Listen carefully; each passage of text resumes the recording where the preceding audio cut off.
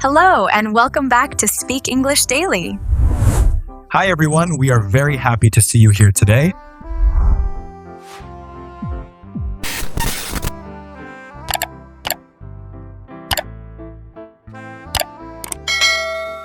I've noticed something strange about arguments. Most of them don't start because of a huge problem. They usually begin with something really small. That's true. A tiny comment can suddenly turn into a full fight. I had one like that last week. What happened? My friend texted me asking why I didn't call him back. That was it. One sentence. Pretty normal, right? Sounds harmless so far. Yeah, but I read it in an annoyed tone. In my head, it sounded aggressive, so I replied kind of cold. Then he got defensive because now my message sounded rude to him. See, that's the scary part. Sometimes people aren't reacting to your actual words. They're reacting to the tone they imagine. Especially in texting. Text messages are dangerous when somebody's already stressed. I agree. You can't hear facial expressions or voice tone. One short reply suddenly feels personal. And once people start assuming bad intentions, the whole conversation changes. I think stress plays a huge role too. A calm person can handle small misunderstandings much better, but if someone already had a terrible day, even a simple comment can feel like an attack. That happens to me more than I'd like to admit. If I'm tired or frustrated, my patience disappears fast. Someone asks me a basic question, and I respond like they accused me of something. I've done that too, though I react differently. I usually become quiet instead of loud. Which can also make things worse. It really can. Some people hear silence and think, oh, she's upset.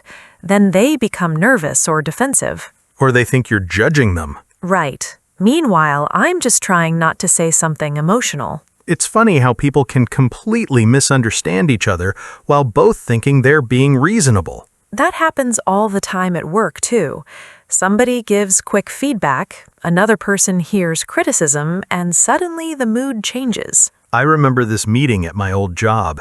My manager said, "This report needs more detail." Pretty normal sentence, but one guy immediately got offended. Because he probably heard, your work isn't good enough. Yeah, and then his whole tone changed.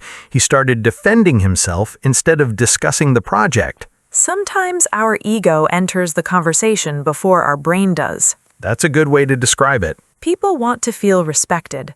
The moment they feel ignored, criticized, or misunderstood, emotions start taking over.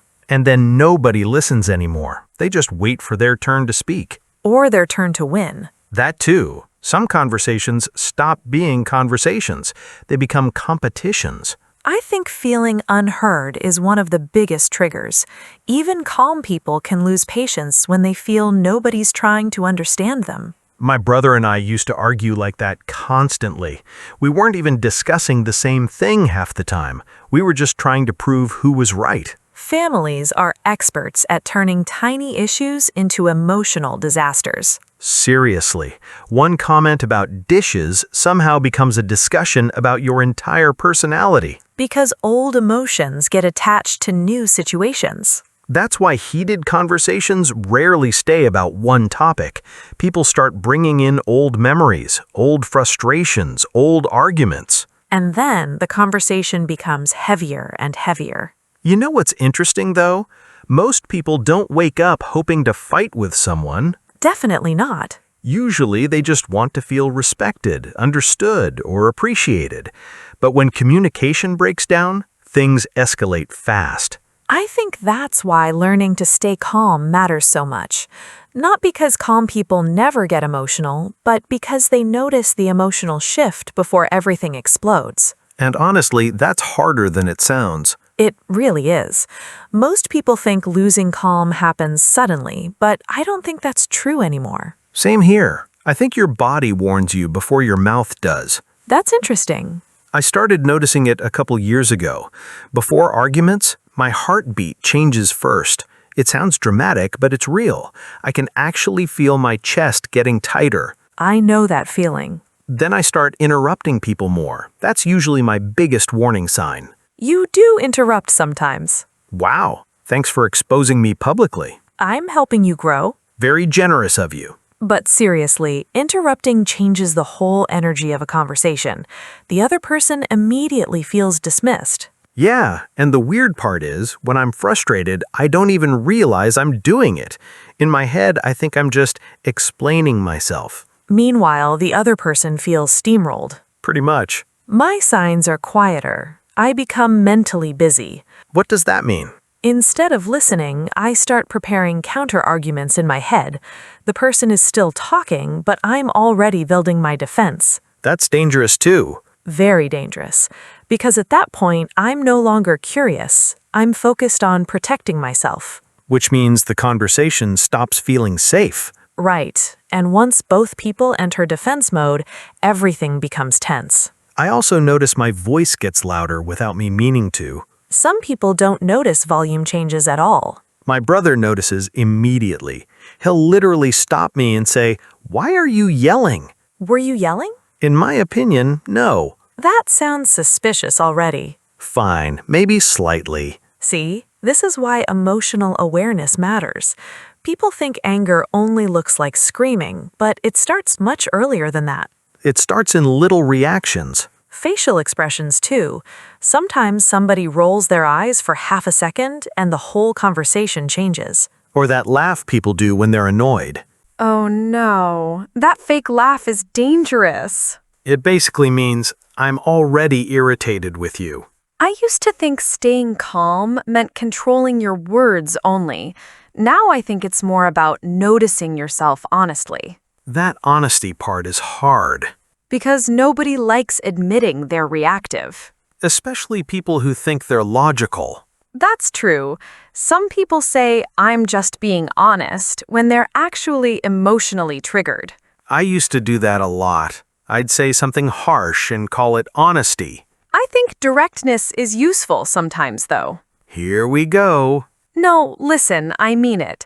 Some people avoid difficult conversations forever and then act surprised when relationships become distant. Fair point. Calm communication doesn't mean hiding your feelings. I agree with that, but there's a difference between expressing feelings and throwing emotions at someone. That's the part people struggle with. You know what trigger affects me most? Feeling disrespected. Really?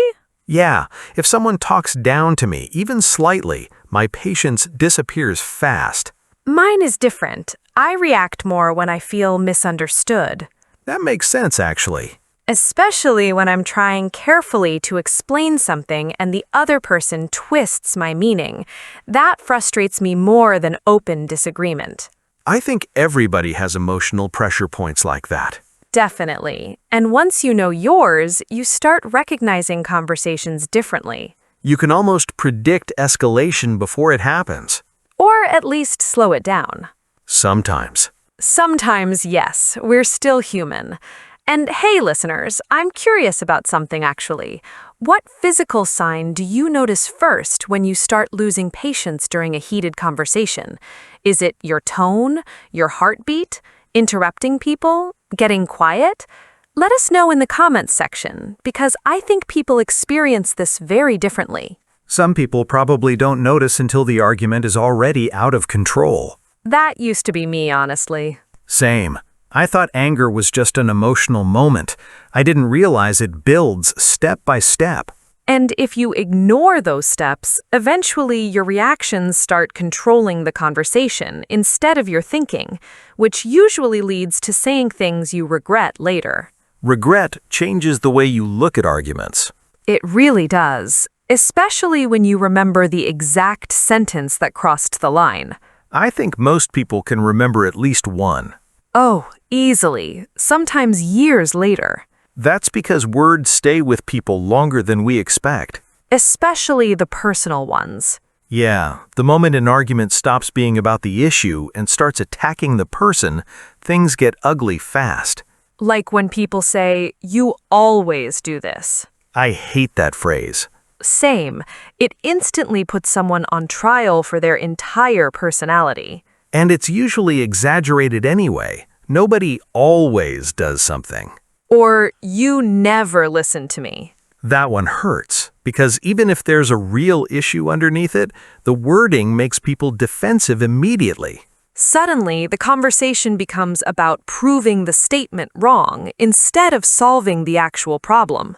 People start collecting evidence. No, remember last Tuesday? I listened to you for 2 hours. Which completely misses the emotional point. Still, I understand why people say those things. When emotions get intense, people stop speaking carefully. True, but careless words can damage trust really quickly. Sarcasm is another big one, Sarcasm during arguments feels terrible. because it's disguised as humor. But it's usually disrespect hiding behind a joke. I used sarcasm constantly when I was younger. I can imagine that very clearly. Thank you for your support. You seem like someone who would say, "Wow, great job," while making the situation worse. Honestly, yeah. The problem with sarcasm is that it makes the other person feel small. And once someone feels humiliated, they stop feeling emotionally safe with you. That's such an important point. I learned that the hard way in a past relationship. We argued about something small, and instead of discussing it normally, I kept making sarcastic comments because I thought I was being clever. What happened? She stopped talking completely. Not for 5 minutes, I mean emotionally. After that, conversations became colder for weeks. Because sarcasm can sound like contempt, and contempt changes relationships. At the time, I thought, I'm just frustrated. Later, I realized I was trying to win the argument instead of protecting the relationship. A lot of people don't notice when arguments become performances. What do you mean? I mean, they stop communicating honestly and start trying to dominate. They want the better comeback, the stronger point, the final word. That's true. Pride enters the conversation. And once pride takes control, listening disappears. Bringing up old mistakes is another disaster. That one can destroy progress instantly. You could be discussing one issue calmly, then suddenly someone says, "Well, you did the same thing last year." And now both people are emotionally traveling through time. It's impossible to solve anything that way. I think people bring up the past when they still feel unresolved pain. Probably, but during heated moments, it usually becomes ammunition instead of honesty. That's the sad part. People start using each other's vulnerable moments like weapons. I regret doing that before. Really? Yeah, I once brought up something deeply personal during an argument because I knew it would hurt the other person. Did you mean to hurt them? In that moment, yes, that's what bothers me now. I appreciate you admitting that, though. Most people pretend they never fight unfairly. I definitely have. And the worst part is, even after the argument ends, the sentence stays in the room mentally. I know what you mean. You can apologize later, but some words change how people see you. Silence can do that too sometimes. Really? You think silence can be as harmful as saying terrible things? Not always, but shutting someone out completely can feel cruel. I used to do that when I got overwhelmed. Like refusing to respond? More like emotionally disappearing. I'd stop expressing anything because I wanted to avoid making the situation worse. But the other person probably felt abandoned.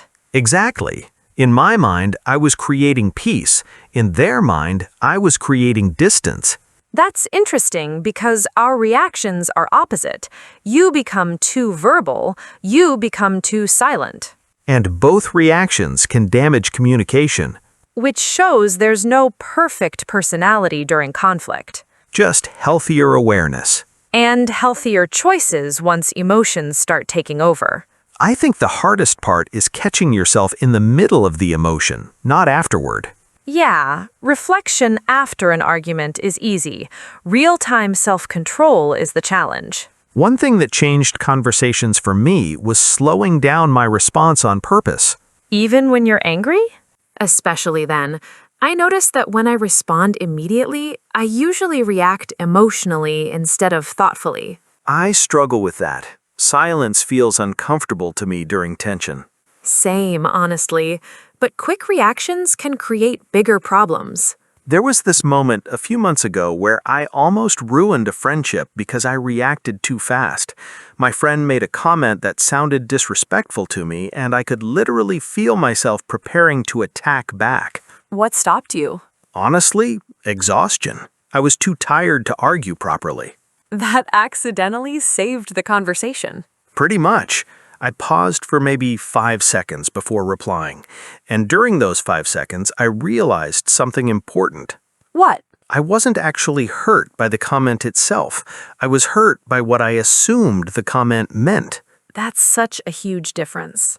Yeah, so instead of saying something aggressive, I asked, "Wait, what did you mean by that?" That question alone can completely change a conversation. Because sometimes people explain themselves, and you suddenly realize there was no attack at all.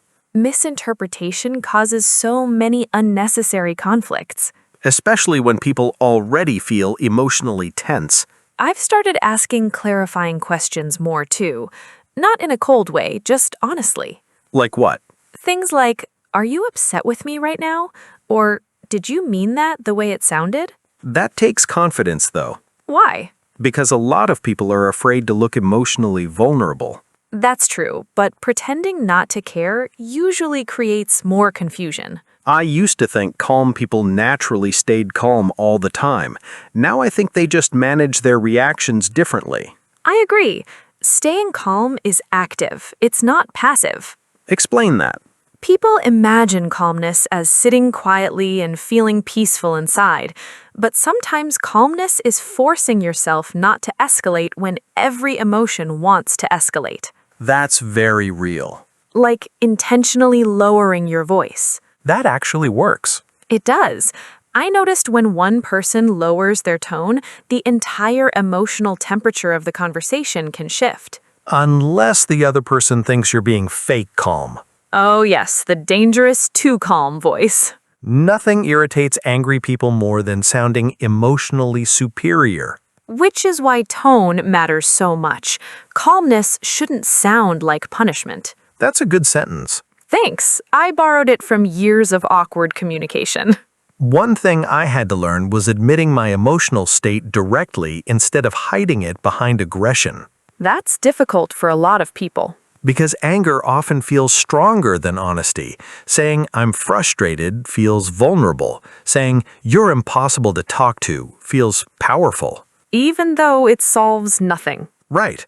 Now I try to explain what's happening internally before the argument gets worse. Does it help? More than I expected.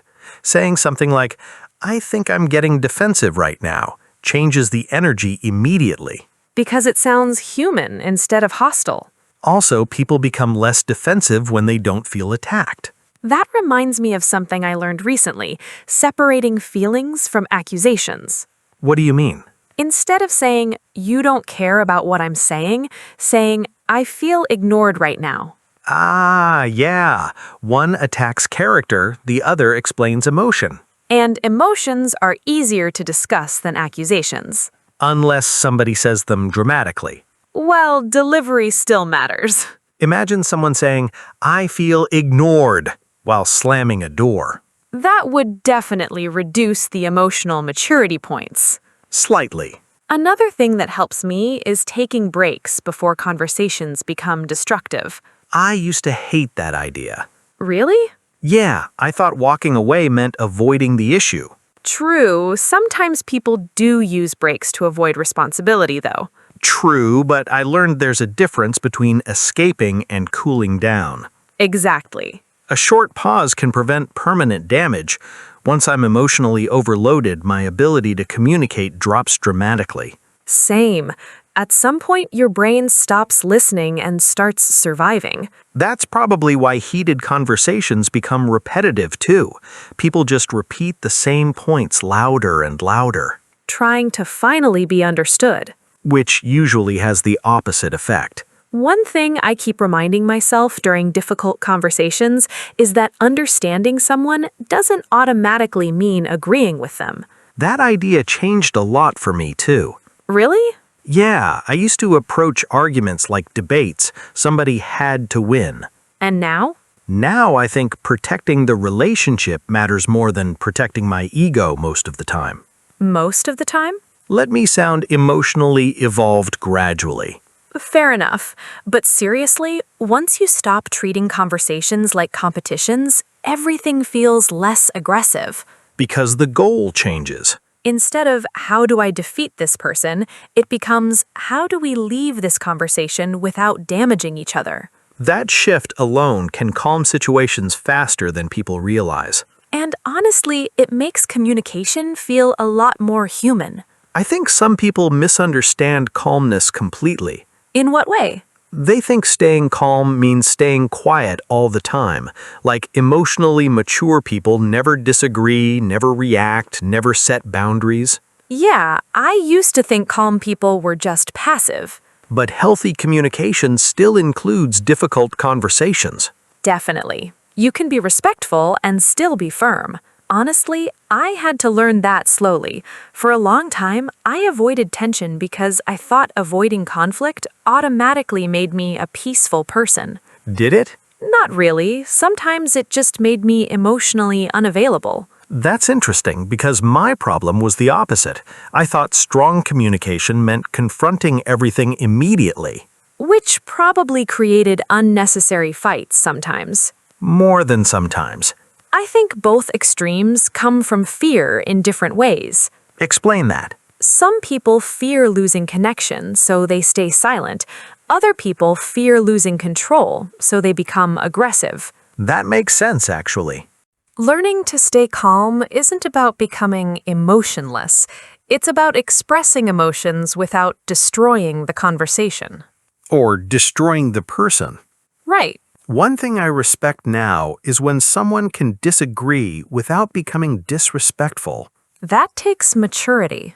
Real maturity, not fake internet maturity where people post quotes about peace and then explode during simple disagreements.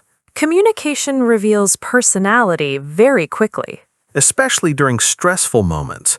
Anybody can seem kind when life feels easy. Difficult conversations reveal emotional habits. I noticed something too. People who stay calm usually don't rush to prove themselves every second. Because they're listening instead of performing. Yeah, they care more about understanding the situation than protecting their image. I admire that quality a lot. Same. I'm still working on it though. Me too. I still catch myself becoming defensive sometimes. Same here, especially when I feel unfairly judged. I think everybody wants to feel seen accurately. That's why criticism can feel so personal. And social media probably made this worse. Absolutely. People got used to reacting instantly to everything. Nobody pauses anymore. Or asks questions before assuming intentions. Which is dangerous because real relationships are more complicated than online arguments. Much more complicated. Sometimes protecting a relationship means slowing the conversation down instead of winning it quickly. I love that. Thank you. I've suffered enough to learn it. Pain teaches communication lessons very aggressively. Unfortunately, yes. Another thing people rarely talk about is knowing when to walk away temporarily. That's important. Not dramatically, not as punishment, just recognizing that continuing the conversation in that emotional state may cause more harm than good. I had to learn that after an argument with my dad years ago. We were both angry, both stubborn, and neither of us wanted to back down. What happened? Eventually, he stopped talking and left the room. At the time, I thought he was dismissing me. Later, he told me, I knew if we continued talking, we would say things we couldn't take back. That actually sounds emotionally intelligent. It does now. Back then, I thought he lost the argument. That's the problem. People often see calmness as weakness because aggression looks powerful in the moment. But aggression usually creates damage that calmness avoids. Exactly. Staying composed during emotional tension is hard. It requires awareness, patience, and self-control. And sometimes restraint is stronger than reaction. I agree. At the same time, calm people still need boundaries. Definitely. Staying calm doesn't mean accepting disrespect forever. or pretending harmful behavior is okay. Some conversations can be repaired with honesty and patience. Others become unhealthy repeatedly. And eventually, protecting your peace matters too. I think mature communication is really about balance, Balance between honesty and kindness, between speaking and listening, between reacting and reflecting. and maybe understanding that every disagreement doesn't need a winner. Yeah, sometimes the healthiest conversations are the ones where both people leave feeling respected, even if they still disagree.